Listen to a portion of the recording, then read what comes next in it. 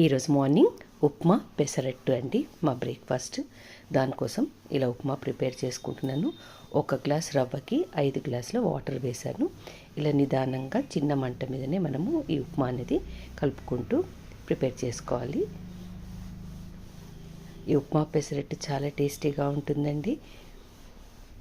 వేడివేడిగా మనం ఈ ఉప్మా పెసరట్టు సర్వ్ చేయాలి. చల్లగా అయితే మాత్రం అంత బాగుండదు.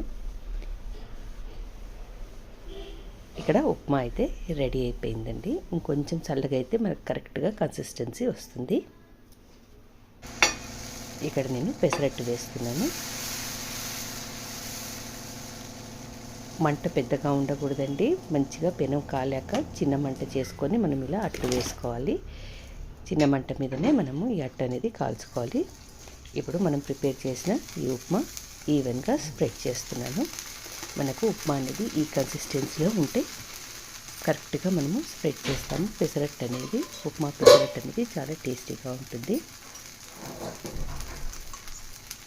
నేనైతే మామూలుగా ఉప్మా పెసరట్టు చేస్తున్నాను. మీరు దానిపైన ఉల్లిపాయలు, పచ్చిమిర్చి, అల్లం అవి కూడా వేసుకుంటే టేస్టీగా ఉంటుంది.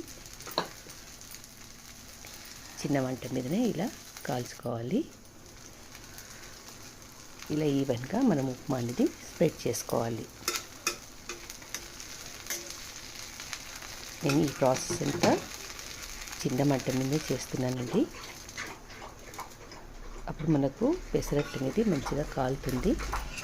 అంతేనండి, ఎంతో టేస్టీ అయిన ఉప్మా పెసరట్టు రెడీ అయిపోయింది. మీకు ఈ రెసిపీ నచ్చినట్టయితే తప్పకుండా లైక్ చేయండి, షేర్ చేయండి అండ్ సబ్స్క్రైబ్ చేసుకోండి. పక్కనే ఉన్న బెల్ ఐకాన్ని యాక్టివేట్ చేసుకోండి for the updates. Thank you so much for watching.